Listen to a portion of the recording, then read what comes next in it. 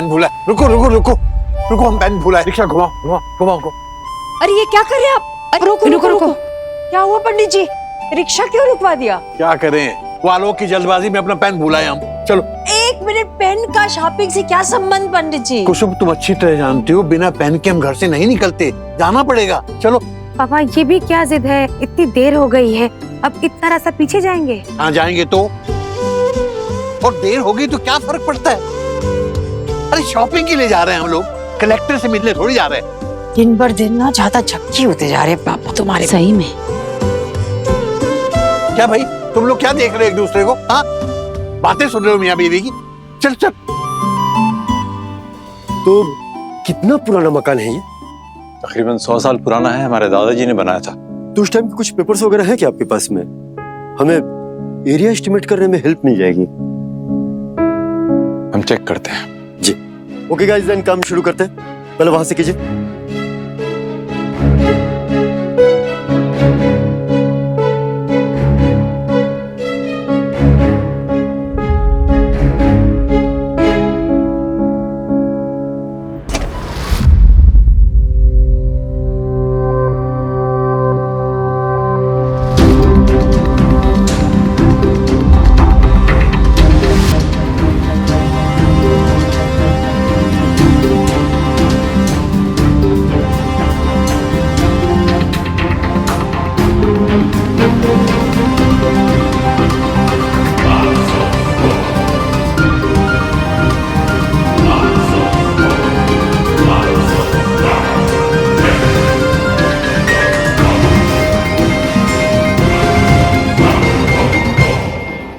क्या हो रहा है? कौन है ये लोग? हाँ पापा, घर का सर्वे कर रहे हैं, एरिया चेक कर रहे हैं। वो तो हमें भी नजर आ रहा है, लेकिन क्यों, किस लिए?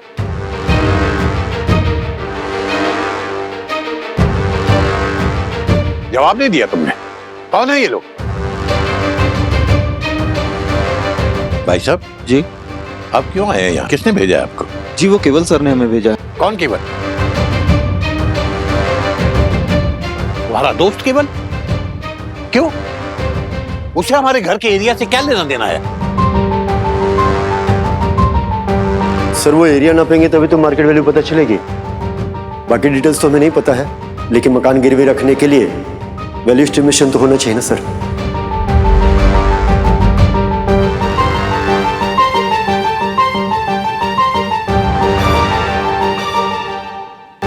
गिरवी भैया, आपसे किसने कहा कि हमें अपना घर गिरवी रखना है? हाँ? चलिए निकलिए, उठाइए अपना सामान। सर बट आपने सुना नहीं हमने क्या कहा? हमें अपना घर कोई गिरवी विरवी नहीं रखना है। चलिए आइए, बाहर आइए। पंडित जी रुक जाइए, पंडित जी किसी ने कह दिया, आपने बांध लिया। शांत हो जाइए पंडित जी, शांत हो जाइए। बाहर आइए, आप लोग क्या कर रहे हैं? शांत हो जाइए, अभी भी दांत का ऑपरेशन हुआ है। शांत हो जाए। तुम्हारा लाडला हमारे बाप दादों का मकान गिरवी रखने जा रहा है और तुम कह रही हो शांत हो जाए। आप लोग अभी तक यहाँ खड़े हैं, चलिए बाहर चलिए। होता कौन है गिरवी रखने वाला? ये लौट के बताइएगा।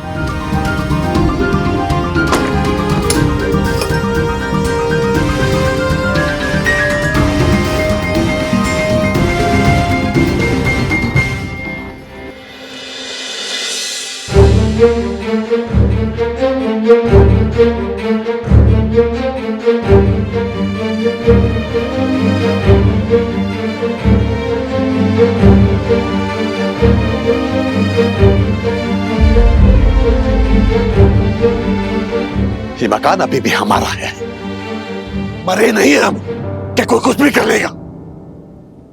जिंदा है हम। सुना तुमने? तुम्हारा बाप जिंदा है अभी।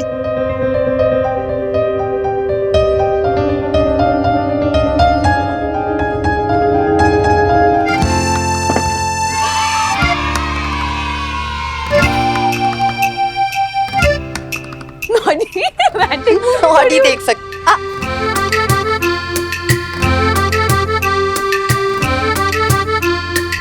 सतोलिया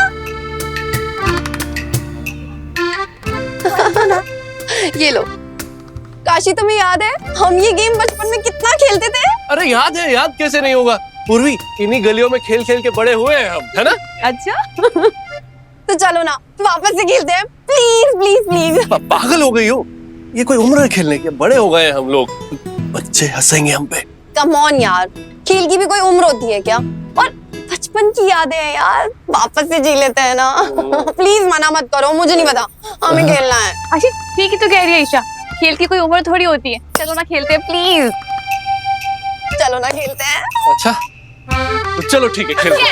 यस चलो चलो खेलते हैं। तो चलो टीम्स बना लेते हैं। हाँ, ठीक है। मैं और काशी एक टीम में। का ईसा दीदी, अरे पूरे बनारस को पता है कि हम और काशी भैया एक ही टीम है। क्यों काशी भैया? रहने दो बेटा, हमसे पुरानी दोस्ती नहीं होगी तुम्हारी। पर टीम चेंज भी तो हो सकती है ना कभी कभी। मतलब एक से दोस्ती हो गई तो औरों से भी तो हो सकती है ना?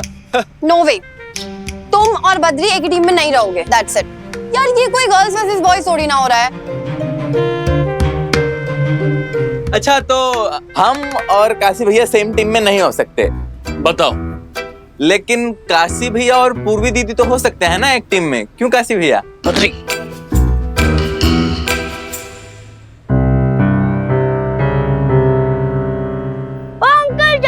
कितना टाइम लगा रहे हो? हाँ बस 1 मिनट में शुरू कर रहे हैं, 1 मिनट। तो पूर्वी दीदी फाइनल करते हैं, काशी भैया और आप एक टीम में, और हम और ईसा दीदी एक टीम में। डन हो जाए। चलो काशी, हम हरा के दिखाएंगे इनको। हाँ बिल्कुल। अरे हमने बचपन में खेला था, अभी पता नहीं कैसे खेलेंगे। कभी भी नहीं खेला, पता क्यों? अरे हम सिखाएंगे तुम्हें। अरे बहुत ही अच्छी गेम है। चलो चलो आ जाओ आ जाओ। चलो यहाँ खड़े हो जाओ। ठीक, हमारे साथ क्या खेल खेल रहा है ये? कुसुम पूछो इससे, हमें तभी समझ जाना चाहिए था जब बगैर हमसे पूछे इसने अलमारी से मकान के पेपर्स निकाले थे। बच्चों के मुंह में हमें पता नहीं क्या हो गया था, आंखों के सामने पता नहीं कैसे पर्दा पड़ गया था कि हम देखते हुए भी कुछ नहीं देख पाए, जानते बूझते हुए सब कुछ नजरअंदाज कर गए हम। समझ नहीं आ रहा इतनी बड़ी गलती कैसे हो गई हमसे। अम्मा, पापा को प्लीज समझाओ ना। आलोक चुप, एकदम चुप। देख नहीं रहे हो पापा की तबीयत खराब है। हाँ दीपा जल्दी से ला। पंडित जी दवा लीजिए। नहीं चाहिए, हमें दवाई नहीं चाहिए। पंडित जी मुंह खोलिए।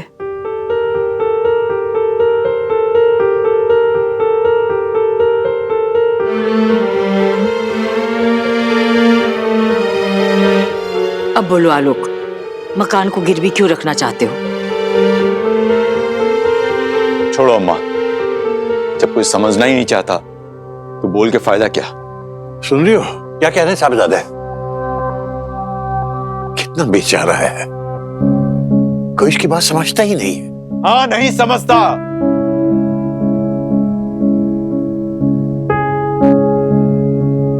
अगर समझते तो हम आपसे कटकर भागते नहीं यहां से, अपने ही पापा से डरते नहीं, छिपाकर कुछ नहीं करते, सब खुलेआम करते।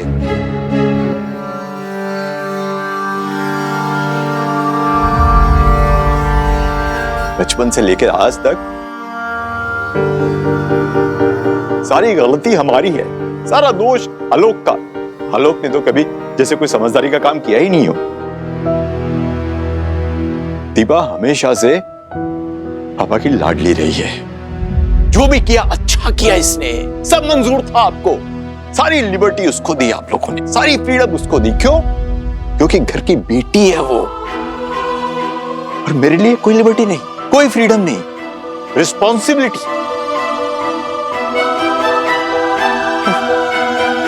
एक्सपेक्टेशन के बोझ तले दबा दिया हमें, सांस भी न ले पाए, जी भी न पाए। अभी जाना हमारे मन में क्या है? हा? यहां चुपता था। क्यों? क्योंकि हम घर के बेटे हैं, इसी बात की सजा दे रहे हैं ना। तो क्या गलत है? एक बाप को अगर अपने बेटे से कुछ उम्मीद होती है तो क्या गलत है इसमें? तो ऐसी कौन सी उम्मीद है जो हमने पूरी नहीं की पापा? हाँ अम्मा, वो कौन सा काम है जो हमने नहीं किया, जो लायक बेटे को करना चाहिए? एक चीज बताइए आप लोग। जो चाहा आपने हमने किया, जहां कहे वहां गए, यहां तक कि भी शादी हमने की जिसे आप लोगों ने पसंद किया, सर झुका के। और आज तक निभा रहे हैं।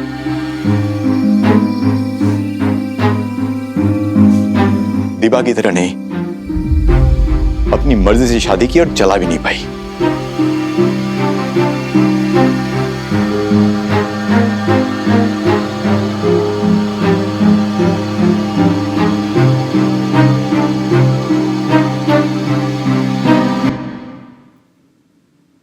और ये शौक आपका था ना कि हम इंजीनियर बने।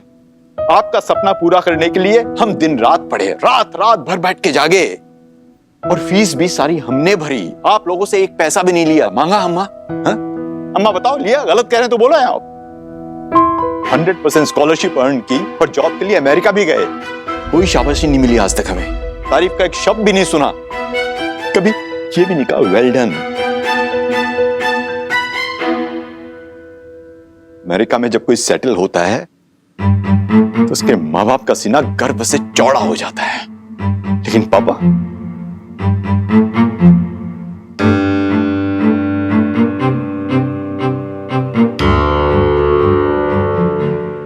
तुझे कैसे पता आलोक कि तेरे पापा का सीना गर्व से चौड़ा नहीं हुआ? तुझे कैसे पता कि मोहल्ले में दोस्तों के बीच तेरे तारीफों के पुल बांधते थके नहीं तेरे पापा? हाँ, तुझे कैसे पता? फिर भी पापा की फेवरेट तो दीपा ही रही ना हमेशा से।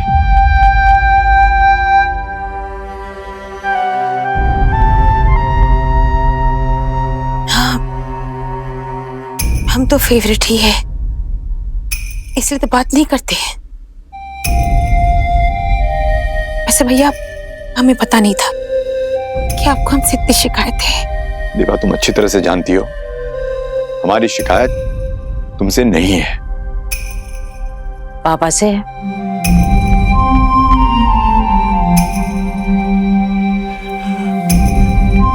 इससे पूछो ये बात गोल गोल क्यों घुमा रहा है, साफ साफ क्यों नहीं बोलता कि घर गिरवी क्यों रखना है।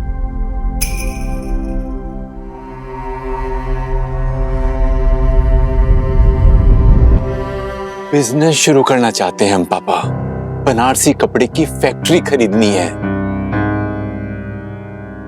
केवल ने कहा है कि केवल तो वो तुम्हें बरगला रहा है, तो ये सारी पट्टी तुझे केवल पढ़ा रहा है, जो खुद निठल्ला है, कभी जिंदगी में कुछ नहीं किया, कामचोर है। वो बिजनेस की नसीहत दे रहा है और ये ले रहे हैं। पापा नसीहत नहीं दे रहा है, हम उसके पास गए थे उसकी मदद मांगने। पापा पहले जैसा नहीं रहा, पिछले कुछ सालों में बहुत तरक्की की है उसने। एक बड़ी गाड़ी है, 3 फ्लैट्स है उसके यहाँ पे। इसीलिए तुम्हारा मकान बिकवा रहा है। बिकवा नहीं रहे पापा, एज कोलेट्रल हम पेपर्स दे रहे हैं बस। उसके अगेंस्ट हमें लोन मिलेगा बिजनेस शुरू करने के लिए। पापा एक अच्छी डील हाथ से निकल जाएगी, समझने की कोशिश कीजिए ना प्लीज।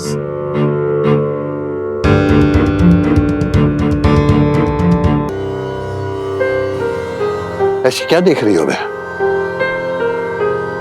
हम इसकी ये बात नहीं मानने वाले। ठीक है पंडित जी, मत मानिए, लेकिन हम ये कह रहे हैं कि एक बार लड़के की बात तो सुन लीजिए।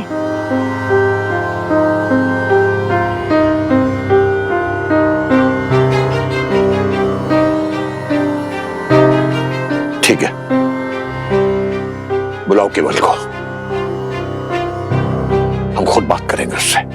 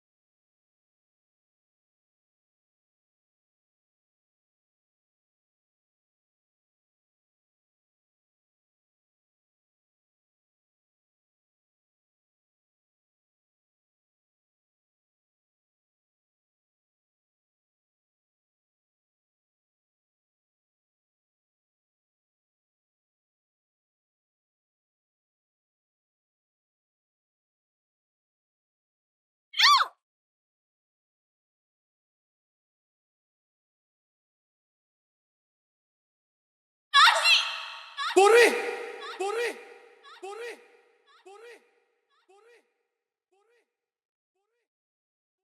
पूर्वी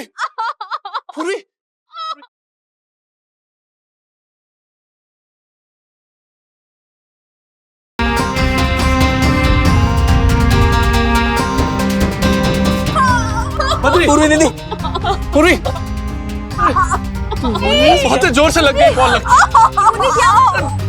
पूर्वी अरे यार पूर्वी करेले कैसे दिए भैया? 50 का 3 है। अरे नहीं ज्यादा, ठीक से बताओ। ओहो, करेला ले रही हूँ पंडित भाई, आलोक भैया के लिए।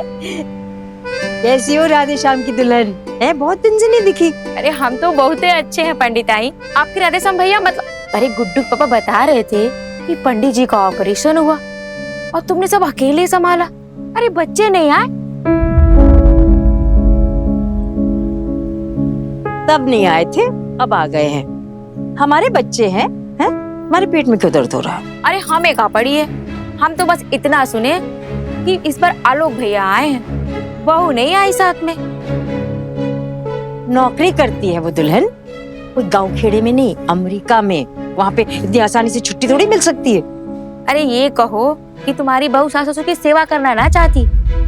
और इस बार आलोक भैया कितने दिन के लिए आए हैं?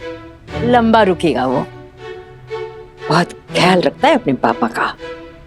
कह रहा था इस वक्त वो आ नहीं पाया, बहुत दुखी था, इसीलिए इस बार जब तक उसके पापा पूरी तरह से ठीक नहीं हो जाते यही रहेगा। झूठ है ये, बिल्कुल झूठ।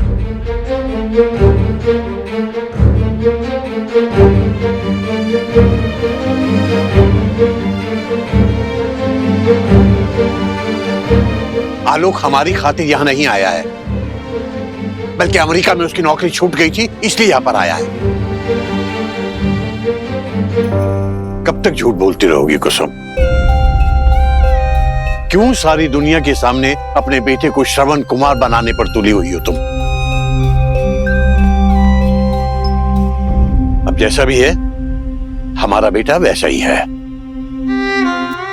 इस बात को एक बार स्वीकार कर लो और संतोष करो। आइए राधेश्याम जी। तुम यहीं रुकना गुड्डू की अम्मा, हम पंडित जी का सामान रखवा के अभी आते हैं। और देखो पंडिताइन जी से ज्यादा जिद मत करना, समझी? अरे हमें क्या पड़ी है किसी दूसरे के फट्टे में टांग लड़ाने की? वो तो पंडित जी सच बोल ही गए ना भैया।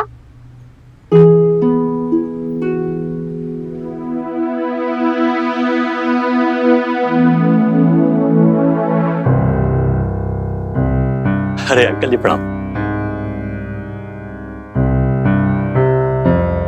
कैसे हैं अंकल जी? अभी तक तो अच्छे ही थे बेटा। बैठो जी। राधेश्याम जी यहां रख दीजिए। अच्छा पंडित जी, राम राम। बाद में मिलके बात करते हैं। हाँ अंकल जी, आलोक ने बताया कि आप कपड़ों के बिजनेस के बारे में कुछ जानना चाह रहे थे, तो आपने सोचा कि आपसे मिल लेते हैं और आपकी शंका भी दूर कर देते हैं। क्यों आलोक? अंकल जी, हमने सारी छानबीन कर ली है, कोई रिस्क नहीं है। उल्टे बना बनाया सब कुछ मिल रहा है। फैक्ट्री का मालिक सस्ते में बेच रहा है। क्यों क्यों बेच रहे हो? जबकि तुम कह रहे हो कि इसमें कोई रिस्क भी नहीं है, तो वो बेच क्यों रहा है, जबकि उसने इतनी मेहनत से उस फैक्ट्री को खड़ा किया है? अरे अंकल जी, होगी उसकी कोई मजबूरी, लेकिन हमारा प्रॉफिट ही प्रॉफिट है। वैसे बेटा तुम करते क्या हो? जी, हम नहीं, हमारा मतलब है कि काम क्या करते हो? अरे अंकल जी, हमारा यही तो काम है, सेटिंग करवाना। दो पार्टियों में खरीद फरोख्त करवाते हैं हम, मतलब फिक्सिंग का काम है, और लोग हमें फिक्सर बुलाते हैं। ओह मतलब तुम दलाल हो?